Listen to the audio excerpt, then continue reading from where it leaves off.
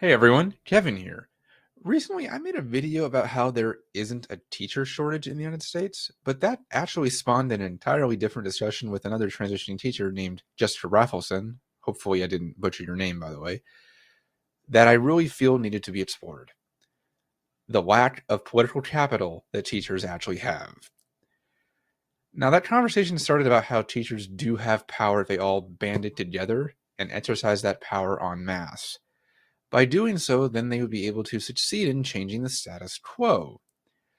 Though I agreed with the concept, and I think that if done right, this could potentially work, since, as we all know, unions typically do rather little for educators, since their job is mainly just to uphold the contract, not help you.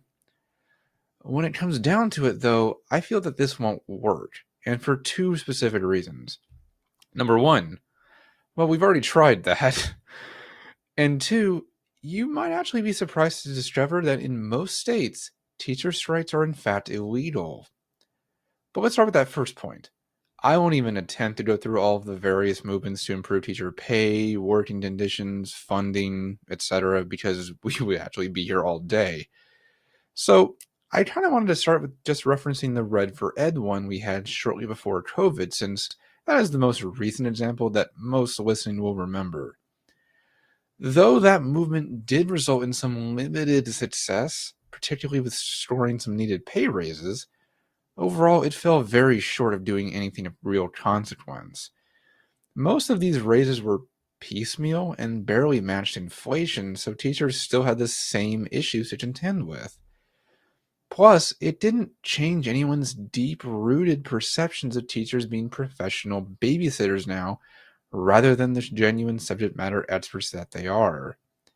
This can be seen in Arizona, for instance, where, if you can believe it or not, someone actually tried to trademark the hashtag Red for Ed term to prevent people from printing it on shirts in support of educators.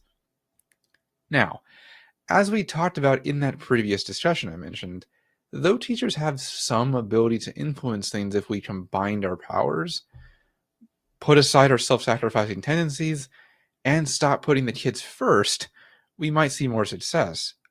But I don't think that's the case. Making such a national movement is unlikely, and seeing it succeed is even more unlikely.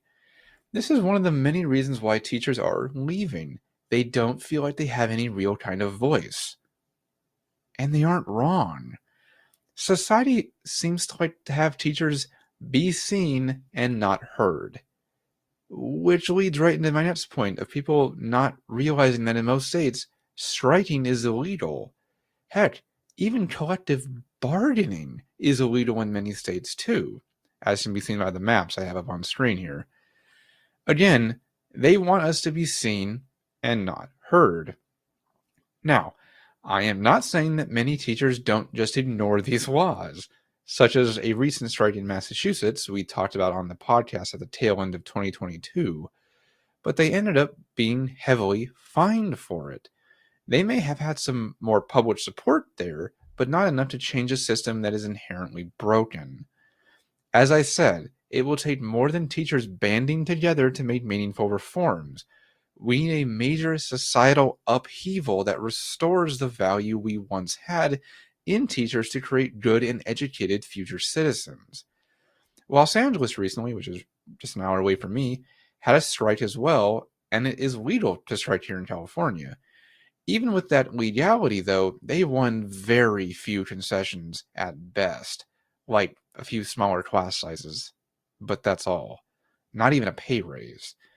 Oh, and even those concessions might actually lead the district to be taken over by Los Angeles County due to the financial risk of implementing those changes. Again, the entire system is set up to keep teachers down regardless of if they rally together and exercise what little influence they actually have. Teachers feel and are powerless in the public school system on both a policy level and the system at large, and individual level with their administrators. I have said it ad nauseum at this point. The systematic deprofessionalization of teachers over the last few decades has reached a critical point where the public school system is heavily built upon band aids and apathy that no one with actual political capital wants to do anything about. Educators are leaving the profession in droves, and nothing that teachers do will stop that. Because I can't stress this enough. It shouldn't be our responsibility. Stop gaslighting us into thinking that these are our problems. It is society's problem because it is one of their own making. That is why I always encourage teachers to get out. It isn't going to get any better anytime soon, and your voice isn't going to be listened to anytime soon either. And as always, I am here to help you with that process if you need it. See you next time.